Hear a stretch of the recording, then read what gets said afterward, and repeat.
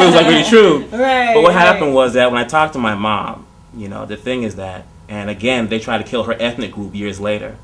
Had something happened to her, I wouldn't be here now. The sacrifices my dad made in reference, he wasn't like fleeing the country. They were coming he didn't want to leave, they was coming to get him, but he figured if they got him, then they get my mom, then we're all done. But the thing is that she, I don't know what pregnancy's like, but I hear the stories, her, whatever.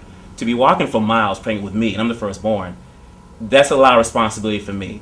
So what motivates me or what drives me is that there's a lot of responsibility I have because one thing could have happened, I wouldn't have been here, and I don't take that lightly. A lot of people died before I got here. Right. There's a lot of stories that people, don't know about. A lot of people made sacrifices. So I have these skills. I'm not going to say I'm honored to be in America. I'm here, and I have these resources, but I feel that I have to lay the track down for someone that comes after me. Like Kirk's doing this thing here now. Hopefully someone take Kirk's stuff to the next level. But, Michelle was here before Kirk. Michelle was here before Bill. So for me, what just keeps me going is that, and keeps me grounded is that there was a time that, if my mom made one left turn, I wouldn't be here. Right. So I have to, honor her sacrifice and my dad's sacrifice, and that makes me realize that is more important than all this nonsense in Hollywood. This is like really nothing when the sun goes down. But that's something you can pass on to the legacy of like, this is what really suffering is about. So that keeps me grounded. Well, it seems like you're really into educating young people and kind of making sure people are knowledgeable of where they've come from. Would you say that's one of your main goals, or? Yeah, by default, it seems like by default. I realized that about 2 years ago, because I probably use this word. A friend of mine said I use this word irritating a lot, and I remember when I was younger, it was just like Black History Month, and I was like, man, for what they've done in this country, only a month. But then it started getting to, again, I think the education that it started becoming African American Month, and it's like, okay, wait a minute. You find any foreigner, my age group, and their parents, and ask them what it was like when we first got here. It wasn't the Anglos that gave us the hardest time. Right. It was the brothers and sisters here that gave us the hardest time. African Bush Boogie, and my God, you have television, you have TV and stuff like that. Right. So for me, when it became African American, we was like, well, okay, fine, you were respecting the American part, but where's the African stuff that, do you know that history?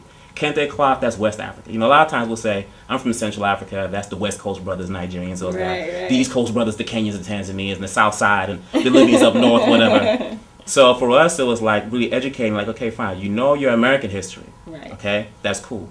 But now let me show you a little bit of your other side that came before the hyphen. If you want to say Black American, that's fine, that's cool. But if you want to say you're African American, don't dog us Africans because we sound different or look different. I know some of us will come here and look down on our brothers and sisters here. That's because we don't know the history. A lot of times we'll go, a lot of brothers and sisters here will go to the continent, and they'll kind of like have this kind of elitist, like, bow down, kumbaya, and, call me Bwana. It's like, whoa, wait a minute. And that's because they know the history. So what happens, 2 years ago, I did this thing called African Heroes Day, and I did it on January 15th, and that's kind of the anniversary when Lumumba was killed, whatever. Okay. And what I did was I do a PowerPoint in honor of all the national heroes on the continent, not just my region. It could be Cabo Verde, Cape Verde, it could be Celia Cruz, Amilcar Cabral, Guinea-Bissau. It could be whoever.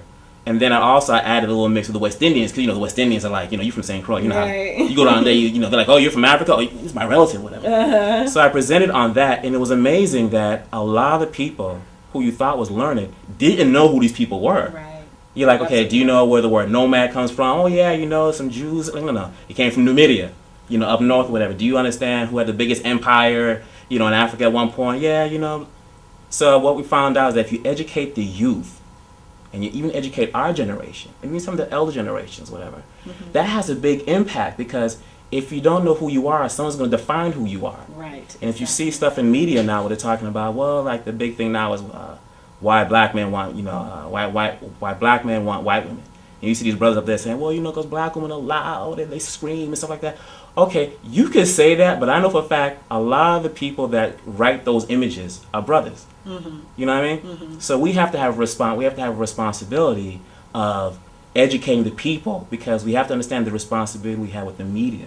We can affect change that way. Right. If I portray you and say, wait a minute, okay, you're from St. Croix here. Okay, you're going to go out and audition and do these movies, and you want to do Cleopatra Jones. That's nice. Let me tell you about this story. This sister named Nzinga, or this lady named Yodet from Ethiopia, where you're like, glorified. Right. So you don't think, well, I'm just from Atlanta. okay, maybe you don't know where you come from on the continent. As a black woman or whatever, this is your history before that boat left. Right. It wasn't just slaves coming. There was a whole lot of history coming here. Right. And we here looking fly. You know, 400 years later, I flew. I didn't come on the boat. You are stupid. You got that on tape? You got street spin? You know what I mean? So tell me about what you're Kirk working on Hyder. currently. What are you working on currently? We're working now on, again, the Severus piece. We got A.B. Brooks from Deep Space Nine on that project. He's going to play this guy named Pope Gaius. You know, when they had the recent Pope now in the Catholic Church, there's another guy named Arenzi was going to be, they was hoping he'd get the job from Nigeria. He's old school. And people were like saying, man, he'd be the first black one. Right. And we're like, we already had 3.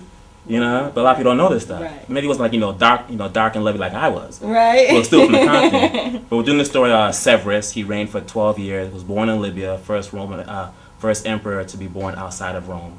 We're working on that project. A.B. Brooks is going to play the Pope, who's responsible for Easter, organizing the church and all that stuff. We're working on that one. Working on another film called A Neil's Run. It's kind of like, I hate saying it's like Underworld, because I wrote before Underworld, but I know the writer of Underworld. So it's kind of like an X-Men science fiction type piece. Gotcha. We're doing another piece called Once Upon a Time in the Congo. It's about factual events that are too deep if you go into the culture, wrapped around fictional events, and we're shooting that. Probably the South Africans are kind of upset by how we called them out, but they'll be all right. There's 12 million, there's 50 million of us, so whatever. Right. We're working on that piece. It's kind of like a Ronin, Born Identity type thing. Okay. We have another piece called La Femme Repertoire. It's about female assassins working for a foreign government. One's from Cape Verde, one's from Trinidad.